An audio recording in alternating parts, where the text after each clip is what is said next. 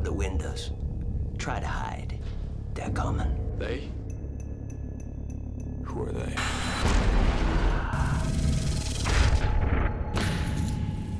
So I heard that when David and you had your first meeting, you weren't sure, but then a photo kind of convinced you to take this gig. Is that true? Like he took a photo of a place that you suggested to me? Yeah, kind of. I mean, it was, we had, Sam Raimi had called me and we talked for a little bit, and I knew him from prior experience. We were maybe going to do a different film together at one point, and he told me about David, and he made me, asked me if I would go and see David's movie, and because it hadn't come out yet, so I went and saw a private screening of Hard Candy.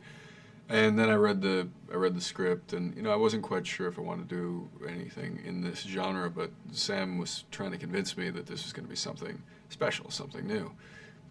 And it wasn't until I sat down and really talked with David that I got a sense that he was going to do something really spectacular.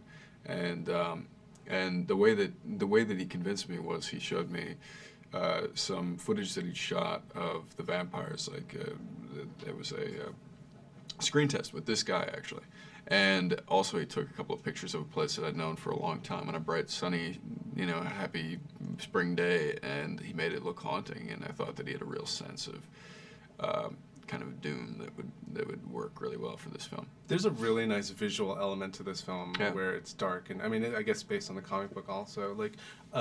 What was it like shooting out in New Zealand? I mean, in my mind, that's a great place to, so to kind of transform this area into a place of doom and gloom. Was it interesting for you to kind of be a part of this process? Well, I mean, I didn't really have I wasn't a part of the process as far as the creation of the look, so all I did was show up and play my role and talk about the script. But the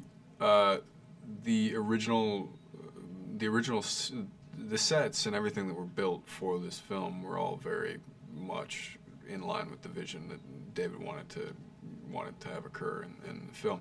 It didn't have.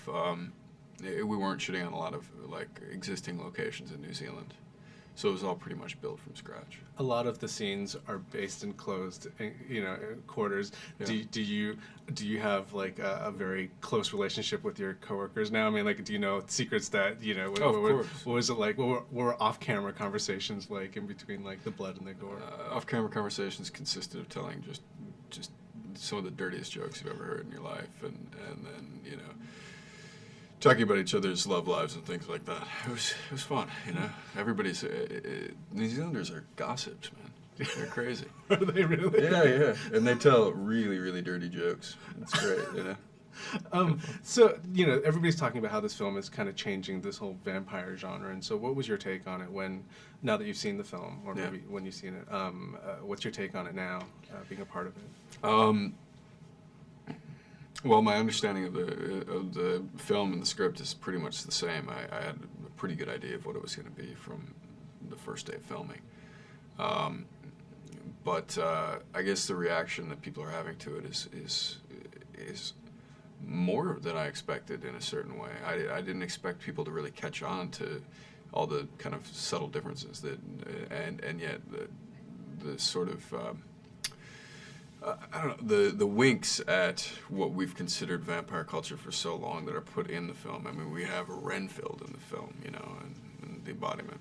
It's played by Ben Foster, and we have a lot of old vampire, logic in the film, but also the things that were thrown away. And I think it goes back to what is kind of the original idea of vampires, that they're more just evil and feral and not really the kind of things that will read poetry to you and fall in love with you and then kill you and make you one of them. It's not like that. We're just food to them.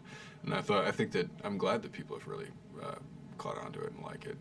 Last quick question. Is there any scene in particular that you like the most that, I don't know, appeals to your gory, fanboy side or anything like that? Gore is not that interesting to me. What's interesting to me is when you do something when you do something on film that's absolutely different, you've never seen before. And there are a few moments in this that you just, nobody has had I don't think that they've had the technology or the ability to do before this film, or I guess the imagination. And there are a couple of moments in there that really strike me as freaky film. I don't want to even talk about it because people have to see it. But one of them involves me and a old friend of mine and an axe, and that moment just like I couldn't believe that they had that on film. It was weird. We'll leave it at that. Thank you very much. It's really nice talking to you. Thanks a lot.